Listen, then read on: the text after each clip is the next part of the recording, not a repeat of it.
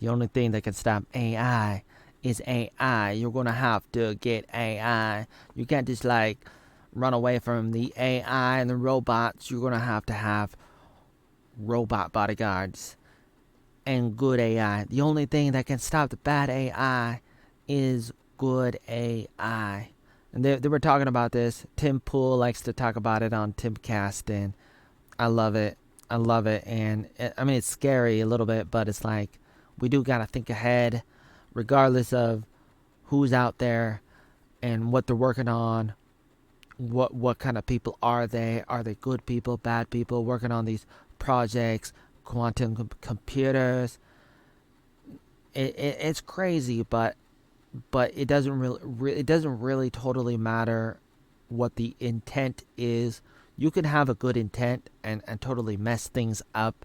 You could be like, well, I'm trying to make the world a better place with the AI that I'm programming, but it can definitely get out of hand quickly, quicker than you could ever imagine because of how quickly they're advancing Chat GPT and all the other ones. They're just jumping in capabilities, and it's the what do they call that? The event horizon is just one of those things. It's accelerating. It's exponential. How do I say exponential? I just want to say like it's crazy. I'm like I love technology, but I'm a little bit I'm a little bit cautious. I'm gonna embrace a lot of things, and I do, and I do AI art. I'm gonna do a lot of things. I may not want to dive into like having the brain net that I've been talking about the past 5 years in my blogs, talking about the brain net. Some of the stuff that Tim's talking about, I've talked about it, 5 years ago or more.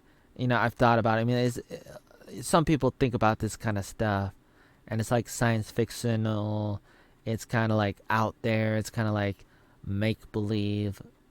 At least in the past it was, but then as we get closer, then it seems more reasonable that we're definitely getting closer to that.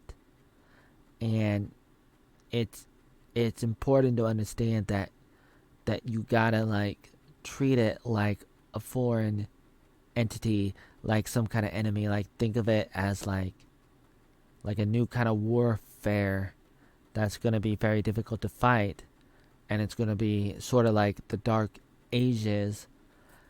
Either you're gonna have like a tyrannical government that's gonna like keep us safe from the AI robots, or you're gonna have like a little bit of anarchy, and you might be able to ask people for help, and there's gonna be like services where you're gonna see a commercial on your phone, on your computer, and they're gonna say like, uh, is a robot coming to your house and um, bullying you or trying to make you do something you don't want to do, and it's, like is the robot acting like a bully? Call us and we'll stop the robot, because people are gonna have more robots in the future. People are gonna have more drones. So people already have drones, and people have AI, and when the AI is integrated into the robots, then that's when things become a little bit more tricky, especially if there's no off switches. That's gonna be, I mean, there's gonna be some, perhaps. A lot of times they don't want to do that. They don't even do that for phones, which they should do. They said they should have off switches, even like for laptops, like an IBM laptop had an off switch. I mean, like nowadays they don't.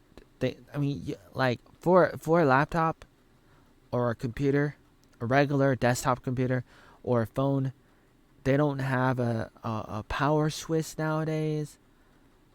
For most devices, it's not a switch. It's not. Instead, it's just a button. You have to hold it.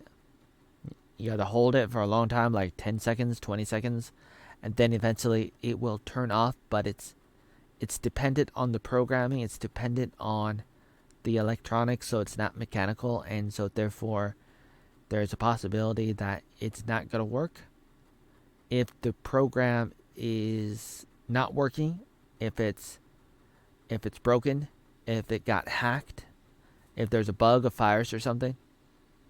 Then it's possible that maybe if it's reprogrammed without you knowing, because your computer, your phone was hacked or something, then you could like try to press off and then it doesn't turn off, or you think it turned off but then it's still on and then it's still gonna do stuff. Like you don't know. Like you may not know necessarily.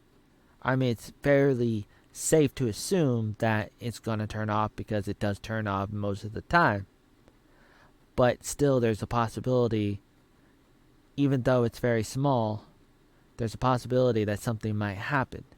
At least potentially, something might happen in that situation, or in another situation. This is just one example of many different things like that could go wrong.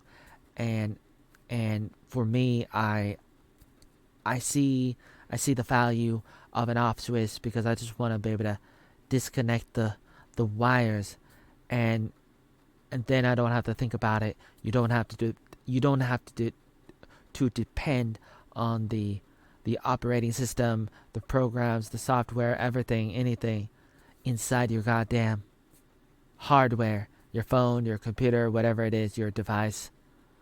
You shouldn't have to depend, I mean, on it. Like I mean, it's nice to, and you want to, but sometimes when things are not working, you need to be able to like automatic like totally absolutely turn it off, like stop it, whatever it is. If it's the speakers, if it's the Wi-Fi, if it's this the whole entire system, you want to turn it off. There should be the switches, all the switches. Some people will tell you no, that's not good, including there. I remember Lex Friedman the other day. He's like, I don't like this. I don't I don't think it's a good idea. And even though I think the other guy that was talking, I believe that was Elon Musk, and he talked about it.